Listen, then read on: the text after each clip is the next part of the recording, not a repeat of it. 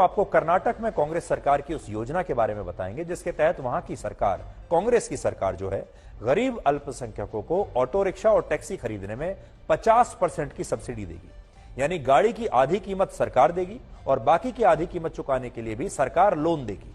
अब आप खुद सोचिए कि कर्नाटक में अगर आज किसी गरीब व्यक्ति ने अल्पसंख्यक नहीं बल्कि बहुसंख्यक समाज में जन्म लिया हो तो वो अपने आप को आज कितना कोस रहा होगा। कर्नाटक के जो बाकी के जो धर्मों के लोग हैं, जो बहुसंख्यक धर्म में हैं, वो सोचते होंगे काश हम भी अल्पसंख्यक होते। कर्नाटक सरकार का कहना है कि वो अपनी इस नई योजना के तहत लोगों को आत्मनिर्भर बनाना चाहती है और उनके लिए रोजगार के नए अवसर पैदा करना चाहती है। लेकिन दूसरी तरफ वो ये भी कहती है कि इस योजना का लाभ सिर्फ गैर हिंदुओं को ही मिलेगा। ये योजना हिंदुओं के लिए नहीं है। यानी अगर कोई व्यक्ति हिंदू है, चाहे कितना भी गरीब है, चाहे उसके पास कोई पैसा नहीं है, तो उसे सरकार ऑटो रिक्शा और टैक्सी खरीदने पर सब्सिडी नहीं देगी। लेकिन अगर कोई व्यक्ति मुस्लिम समुदाय से है या फिर ईसाई है, जैन है या बौद्ध धर्म से है, तो इन लोगों को सरकार की तरफ से ऑटो रिक्शा और टैक्सी खरीदने पर 50% की सब्सिडी मिलेगी। इस हिसाब से अगर कोई गैर हिंदू व्यक्ति 5 लाख रुपए की कोई नई गाड़ी टैक्सी में चलाने के लिए खरीदता है तो उसे सरकार से 2.5 लाख रुपए की सब्सिडी मिल जाएगी और जो बाकी 2.5 लाख रुपए रह जाएंगे उनमें भी 2 लाख रुपए सरकार उसे लोन के रूप में देगी। लेकिन अगर कोई हिंदू व्यक्ति यही 5 लाख रुपए की गाड़ी खरीदे तो उसे ना तो सरकार से 50% की सब्सिडी मिलेगी और ना ही सरकार की तरफ से उसे इस योजना के तहत कोई लोन दिया जाएगा। कर्नाटक के हिंदुओं को बैंकों में ही लोन के लिए धक्के खाने होंगे और उनके लिए कोई सब्सिडी भी नहीं होगी। लेकिन जो गैर हिंदू हैं उन्हें 8 लाख रुपए तक के ऑटो रिक्शा और गाड़ी खरीदने पर 50% की सब्सिडी और इसके तहत अतिरिक्त सरकारी लोन की सुविधा भी मिलेगी। इसके अलावा कर्नाटक के अल्पसंख्यक वर्ग में भी इस योजना का लाभ सबसे ज्यादा या तो मुसलमानों को मिलेगा या फिर ईसाई धर्म के लोगों को मिलेगा। कर्नाटक में 96 लाख लोग अल्पसंख्यक समुदाय में आते हैं, 96 लाख, जिनमें लगभग 79 लाख यानी 82% सिर्फ मुसलमान है।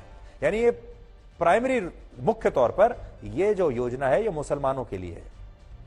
12% ईसाई हैं और बाकी धर्मों की आबादी 5% या उससे भी कम है। यानी आंकड़ों से समझे तो इस योजना का सबसे ज्यादा फायदा मुसलमानों और ईसाइयों को होगा। हालांकि सरकार का कहना है कि अल्पसंख्यक वर्ग में भी वही लोग इस योजना का लाभ ले सकेंगे जिनके परिवार की वार्षिक आय 4.5 लाख रुपए से कम होगी। अब सोचिए कर्नाटक में ऐसे कितने हिंदू परिवार होंगे जिनकी वार्षिक आय इससे कम होगी, लेकिन उन्हें भी फिर भी इस योजना का कोई लाभ नहीं मिलेगा और इसका कारण सिर्फ यह होगा कि वो लोग हिंदू हैं। कर्नाटक में जब से कांग्रेस पार्टी की सरकार आई है तब से उस पर तुष्टीकरण की राजनीति के आरोप लग रहे हैं। हाल ही में राज्य सरकार ने कर्नाटक में ईसाई धर्म की एक परिषद को कॉरपोरेशन में बदलने के लिए 100 करोड़ रुपए का ग्रांट देने का ऐलान किया था। इसके अलावा वक्फ बोर्ड की संपत्तियों के संरक्षण और उनके सुधार के लिए कांग्रेस की सरकार ने 20 करोड़ रुपए देने का ऐलान किया है। और यह स्थिति तब है जब भारत के बाकी राज्यों की तरह कर्नाटक में मस्जिदों का नियंत्रण सरकार के पास नहीं है बल्कि वक्फ बोर्ड के पास नियंत्रण है। यानी मस्जिदों में जितना भी पैसा आता है इससे सरकार का कोई लेना देना नहीं, ना हिसाब किताब सरकार के पास है। फिर भी सरकार वक्फ बोर्ड को और पैसा दे रही है। दूसरी तरफ मंदिरों का नियंत्रण केंद्र और राज्य सरकारों के पास है और मंदिरों में जो चढ़ावा आता है उसमें सरकार का सीधे तौर पर कंट्रोल होता है। फिर भी सरकार को मंदिरों से जितना पैसा मिलता है उतना वो मंदिरों के वार्षिक बजट के लिए उन्हें नहीं देती। यानी सेकुलर भारत में मस्जिदों का नियंत्रण वक्फ बोर्ड के पास है, चर्चेज का नियंत्रण ईसाई धर्म की संस्थाओं के पास है, गुरुद्वारों का नियंत्रण गुरुद्वारों की प्रबंधक कमेटी के पास है, लेकिन मंदिरों का नियंत्रण सरकारों के पास है। और फिर भी यह कहा जाता है कि हमारे देश में अल्पसंख्यकों के अधिकार सुरक्षित नहीं है।